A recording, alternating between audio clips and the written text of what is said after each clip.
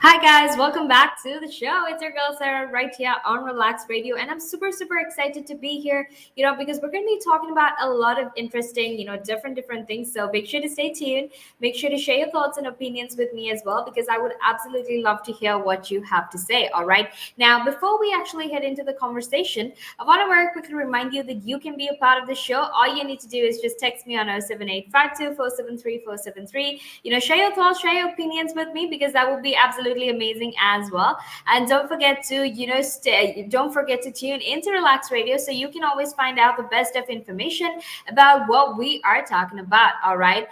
So don't actually forget to do that. Now, before we actually head into the conversation, I want to very quickly remind you that you can in fact be a part of the show.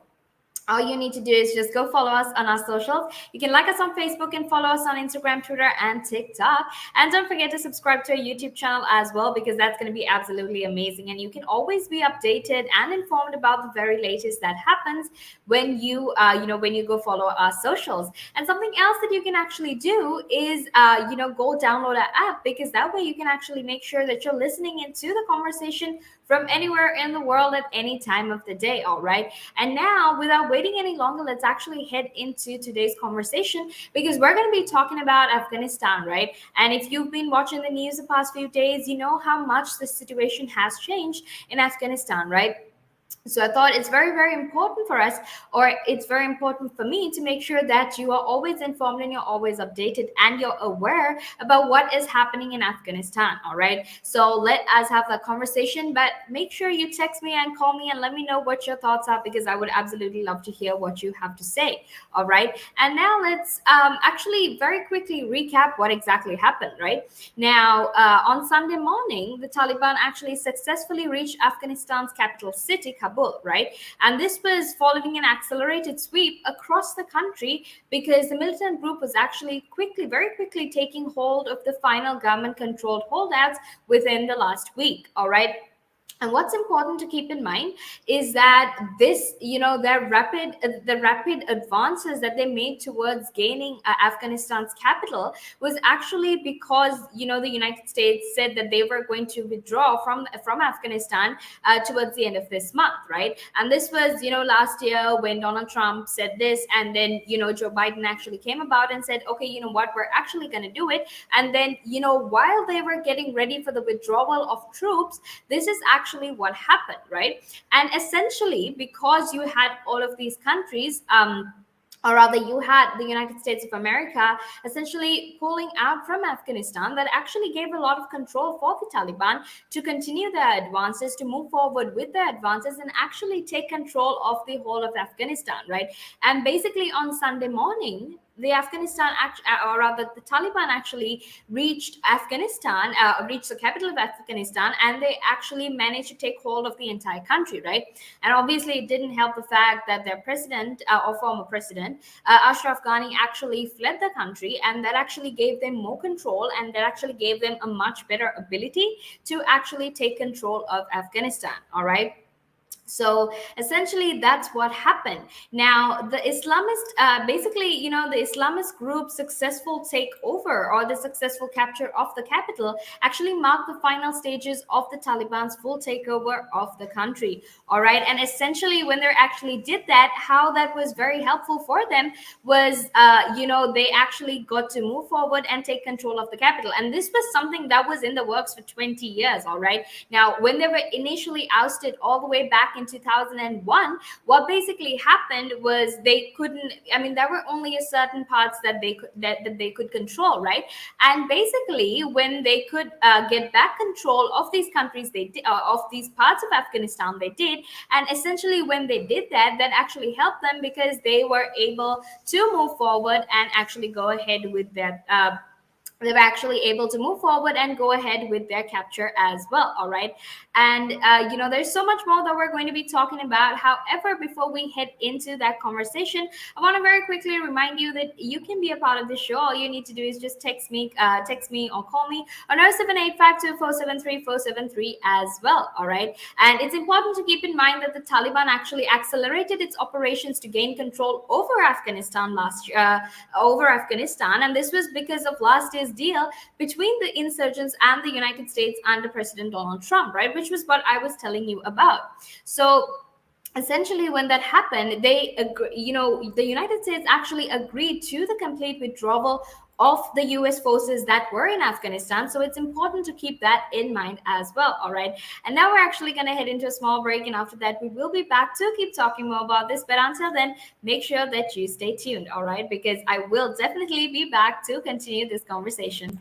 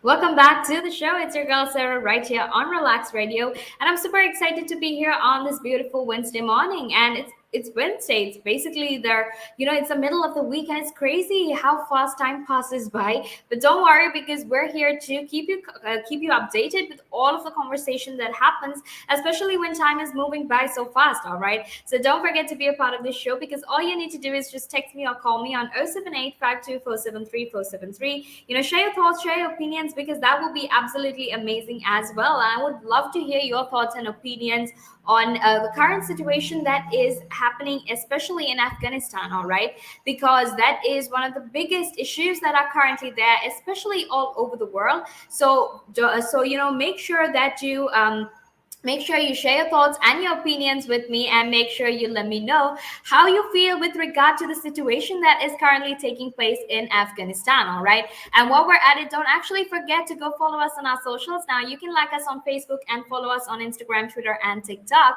And actually make sure that you're always informed and updated about the very latest that happens all over the world, right? And the way for you to do that is actually by liking us on Facebook, following us on the rest of social media, which is Instagram, Twitter, and TikTok, and also by making sure that you go download our app as well, because that way you can listen into the conversation from anywhere in the world at any time of the day. All right. So don't forget to share your thoughts, don't forget to share your opinions, because that will be absolutely amazing as well. Okay, now let's actually very quickly go back into our conversation, because we're talking about what exactly is happening in Afghanistan. What does it mean for the people who are living in Afghanistan, and what's going to happen to the refugees? So all of these questions that you have with regard to Afghanistan, I will answer all of them. All right. So make sure you stay tuned, and make sure, if you have any questions, if you have any doubts, you share them with me, because I would love to answer them as well. All right. So now, like I said, this, their rapid advance in Afghanistan, the Taliban's rapid advance in Afghanistan actually took place very close to the August 31st deadline for US troop withdrawal, right? Because the troops of the United States of America that were in Afghanistan, they were actually going to move, or they were actually going to, withdraw from the Afghan territory, because they wanted to, seize their control and seize the sort of, control they had within that region, right? And this was supposed to happen on the 31st of August. So very close to that date. And we saw how very close to that, we basically had the Taliban actually advancing and making sure that they gained as much control as they possibly could over Afghanistan. All right. Now, most telling of these developments were, in fact, on the ground, was, when their president Ashraf Ghani actually exited the country on Sunday, right? And this was also confirmed by Abdullah, who happens to be Afghanistan's top negotiating official, right? And he absolutely said that without mincing any words, right? Now, Ashraf Ghani actually, he justified the reason as to why he left the country, because he said that, he didn't want any more bloodshed than the bloodshed that was already happening, right? However, the fact that he just left the country like that immediately put so many thousands and hundreds of citizens in danger, right? Because I don't know if you saw the footage, but I saw the footage, and it's absolutely heartbreaking, right? Because you see all of these people, they're trying to get into planes, they're trying to evacuate, they're trying to flee from Afghanistan.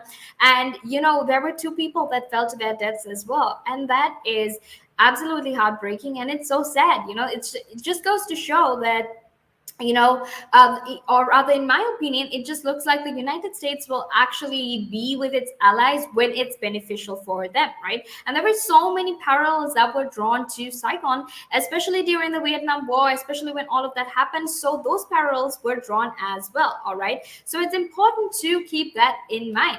And now, I want to very quickly, talk about what key cities actually fell, and how the falling of these key cities actually helped these insurgents, right? Now, to actually head into our conversation, Kunduz was in fact the first key city to fall to insurgents following days of negotiation that was led by tribal elders, right? And in the end, essentially what happened was that resulted in its surrender as well, right? And after that, after they got Kunduz, it was in fact like a domino effect, right? Because you had other major hubs like Kandahar and even Herat that fell through to the Taliban through negotiated deals with the local officials, right? And the truth is, a lot of these deals actually involved surrendering control of the cities in exchange for something like free passage, or even payoffs. And that just goes to show how desperate these people were to have a free payoff, to have a safe passage home, that they essentially gave up their cities because they wanted to make sure that their families could be safe, right?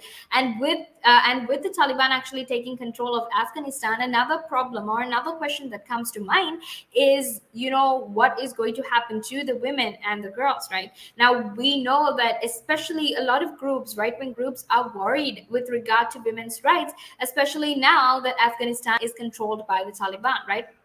So don't be shy to share your thoughts and opinions with me as well, because I would love to hear what your thoughts are on this, right? And especially because this is a very important situation, important incident that is currently happening. It definitely deserves all of our attention, and it definitely deserves as much help that we can possibly give in terms of aid, in terms of donations, to actually make sure that we try and help some of these people. All right. So that is very, very important to keep in mind. So like I said, one of the biggest questions that we have right now is what's going to happen to the rights of these women, right? Especially because there was so many, I saw so many articles, there were so many videos as well. Obviously their identities weren't revealed, but they essentially stated how now they had to give up their dreams, they couldn't go to work, they couldn't continue their education, right? So this is essentially what Malala was talking about, when she was shot by the Taliban, how they basically stopped girls from getting the education they deserve. And education, in my opinion, shouldn't be based on any gender. Education should be something that everyone should be able to access. All right.